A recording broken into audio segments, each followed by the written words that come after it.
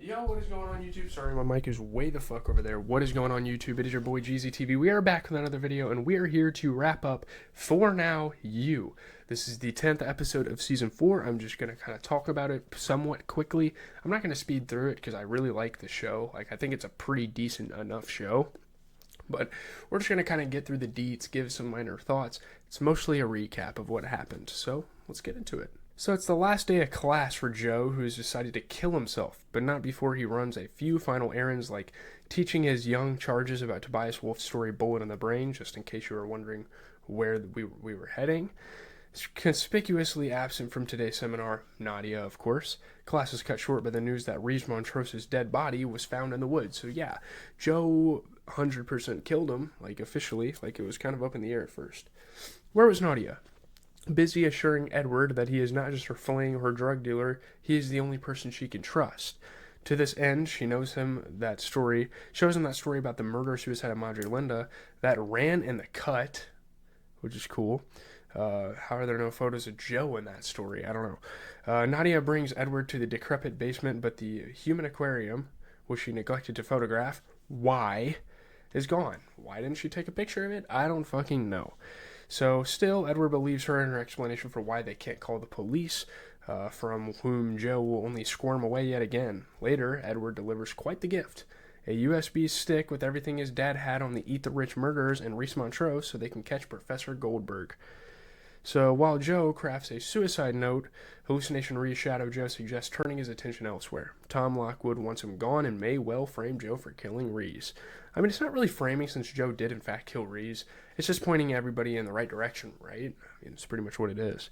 As Joe contemplates this, he gets a text from Kate, come over 999, which as we know is British for 911, so he rushes over. I guess that's true. Is that their number for the emergency services over there? I guess. So, how much do you know about stalkers? Is Kate's unintentionally hilarious question for her stalker boyfriend before she explains how her dad was interfering with every single detail about her life, including keeping a file on my menstrual cycles and every blowjob I've ever given, which is a huge oof moment. It's like, okay, this is getting ugly. Kate sobs that her dad owns her and that she fears Joe, who she is still calling Jonathan, is also not real. Oh boy. Joe and Hallucination Ree's Shadow Joe agrees. Tom Lockwood needs to die for his actions. So Joe has decided to accept that Hallucination Ree's Shadow Joe is Joe. They're all Joe. But Joe, the one who is going by Jonathan, is the one who is in control. Hierarchy established, it's time to work together. Hallucination Ree's Shadow Joe knows Kate's passcode, Rothko's birthday, somehow, and they use Kate's phone to text Lockwood as Kate about meeting at the workshop. So Joe arrives at the workshop in his murdery finest and is ready to chloroform Lockwood, but then his shoes squeak on the floor. He then thinks very quickly on those squeaky feet and cops to sending the text as Kate, but only because he couldn't exactly send a message to Lockwood's assistants like, hey, I need a quick chat with Tom about the guy I killed for him. Can't really do that because it's obviously very federal. People are going to pick up on it. Apparently there's DNA on Ree's body, though Lockwood assures Joe it won't be a problem. Very interesting. Joe doesn't trust this. As tends to happen to people who meet Joe Goldberg, Tom Lockwood loses consciousness and wakes up cuffed to a chair. Lockwood knows that Kate told Joe all about his, very hands-on parenting. Hugo, a Lockwood lackey, arrives, giving Joe no choice but to do an in cold blood murder, just a full knife to the jugular situation, which is kind of fucking badass because I feel like this is the first time Joe has ever done something like that. Hallucination Ree's Shadow Joe suggests they kill Lockwood and make Hugo look like a murderer. Lockwood, who is impossibly calm considering he just watched Joe slash a dude's throat, tries to pitch Joe on a deal wherein Joe can be very rich in a couple of seconds, if only he'll hand over his phone. So yeah, I can do anything. Money can give you anything, I guess. Lockwood tries to reach Joe in that tender place of I too grew up with nothing, or whatever. He says the classic villain line of, you and I are the same. Wow, but it's no use. Joe suffocates him with a plastic bag and duct tape. Hallucination Ree's Shadow Joe approves, sorry. So Joe learns that Lockwood loved codes and ciphers and such, so he figures out Lockwood's banking information with improbable swiftness and then sets it up so it looks like Hugo stole $2 million from Lockwood, then got carried away and killed him and then vanished. How they figured this out, I don't fucking know. As Joe buries Hugo's body, he tells himself this is the last corpse. No, but seriously, this time he means it. Come on, guys. I don't enjoy watching murders as a general rule, but this is one of the sequences of the episode that made me feel like the whole season was such a missed opportunity. We spent 9 episodes watching Joe chase his tail, be totally in the dark, and whiff at everything. It's way more fun to watch this guy in his zone, like in his element, in his character. This is jumping ahead a bit, but the way he deals with Nadia is so cruel and delectable. That swagger that makes him such a great bad guy is back. His torment is nowhere near as compelling. A deeply confused protagonist, anti-hero, central character makes for a dull, annoying narrative. Joe goes to the Thames, I assume. Probably there are other important bodies of water around. I don't know where he would have went, though. And chucks his phone into the water rather than take a call from Kate, with whom he has decided he has no future because, epiphany alert, he realizes he will kill her. Every time I try, I make it perfect, it's never enough. He sees now that Hallucination Re Shadow Joe is full of shit, though he says this much with warmth. Hallucination Re Shadow Joe is so hurt that Joe despises himself? I don't know. Since he loves Joe, I guess. Joe gives himself a hug, throws Hallucination Re Shadow Joe into the water, and then jumps in and instantly regrets it. That's what happens.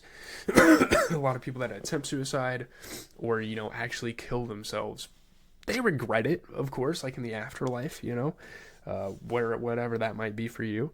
I don't know, why is he giving up on fair Kate, who does not know him at all and would despise him if she did, because he is just like her father, who has made a mockery of her entire existence. He wishes he had fought harder for her, I guess. Meanwhile, Nadia and Edward have a very sweet moment in the library where they proclaim their deep affection for one another. Nadia gets Edward to swear he'll never tell anybody this, and then she reveals how she and Marianne relied on a super secret plan B to get Marianne out of the human aquarium. Nadia saved her own phone number under Beatrice's name in Marianne's phone, so when Joe thought he was texting with Juliet's sister, he was actually confobbing with Nadia. Marianne left a fake suicide note for Joe and took beta blockers to slow her heart rate way down, so it pretty much appears that she's dead. Then Nadia followed Joe as he left Marianne on a park bench, staging her death like an overdose. Once he split, Nadia injected Marianne with ketamine, some other drug. Whatever would wake somebody up, I'm not really a scientist here. And it worked. The girls realized that if Joe couldn't die, the next best thing was for him to believe Marianne was dead. That was the only way he'd ever leave her alone. Eventually, we see Marianne reunited with her daughter and presumably maintaining the lowest of profiles for the rest of her traumatized days. She can't even really do anything huge now because then Joe's going to catch wind of it and then fucking kill her. Edward says Nadia is a superhero, but she's still on edge. Joe will never let anything go, she says. He's an obsessive. So, personally, at this point, I would have taken the win and run for the hills, but brave Nadia and Edward decide to return to Joe's flat to see where he would have kept souvenirs from his victims, so they have some hard evidence. Why they did this, I really don't know. Joe regains consciousness in a hospital. It turns out he died in the water, but just briefly before the police pulled him out. How the fuck did they find him? Hallucination Re Shadow Joe is nowhere to be seen, but Kate is here looking quite appalled. He admits that he did not fall but jumped and tells her for the 10 millionth time that he's done terrible things. Finally, she asks for specifics and he says, I've killed people. Kate is being remarkably calm about that. That is very concerning. For a woman who is so critical of Phoebe leaping into marriage with Adam, our Kate shows an equally damning lack of judgment here, especially considering her dad was just murdered. Put two and two together. What are we doing here? You don't have a suspicion that Joe did this? Jonathan? Whatever you want to call him? I don't know. It's very, very weird here, obviously. So Kate knows Joe killed Reeves because Lockwood made him do it, so she had the crime scene futzed with so the DNA on the body would be inconclusive. Her father, she says, left her everything. She's relying on Joe as a character reference because as long as he is here, she can't be a bad person, I guess? Kate, what the fuck? Though she has spent her entire adult life fleeing from the cage her dad built for her, and his death offers her the first real shot she's ever had at escaping from his world, Kate decides that with Joe at her side, she can take over the company after all. Joe is deliriously happy, of course. His girlfriend, who helps cover up murders and such, and he, a serial killer, can keep each other good. She asks what she needs to know about his past to move forward, so he takes her from the top and tells her his real name. Nadia finds Joe's box while Edward keeps watch. Edward tells her to take pictures of everything and get out. I wish she would text these photos to him or save them in the cloud or something, but she does not, and when she goes to meet him at the car, the man she finds waiting for her is Joe. He takes her phone, deletes all the incriminating pictures, and promises not to hurt her. He has resources now. He can make this work for everyone, but then he doesn't even make her an offer that isn't horrible, and instead, she just stumbles over Edward's dead body. Yeah, by the way, your lover is dead now. All that matters, he tells her, is not that he's done bad things, but that there's always the opportunity for redemption. He gives Nadia the knife he used to gut her boyfriend, and tells her in a maniac's perfect cheery voice, "Tell them all about me. No one's going to believe you." It's pretty fucking psychotic, if you ask me, but he'll be stashing the box of Reese things in Nadia's bedroom. An anonymous tipster, who will turn out to be Edward, will have turned Nadia in, which is why you killed him. Joe hopefully explains. You have so many gifts. I'm looking forward to seeing what you do next. As the season ends, she's in prison, having said not a word in her own defense. Joe approves. And I say, ugh, I mean, this is great, right? This is so much more fun than everything else we've seen all season. Why did we have to spend 9 hours watching this guy try to be good and feel all conflicted and confused when we could have watched him Jack the Ripper his way through London and his ill-advised quest for redemption through carnage?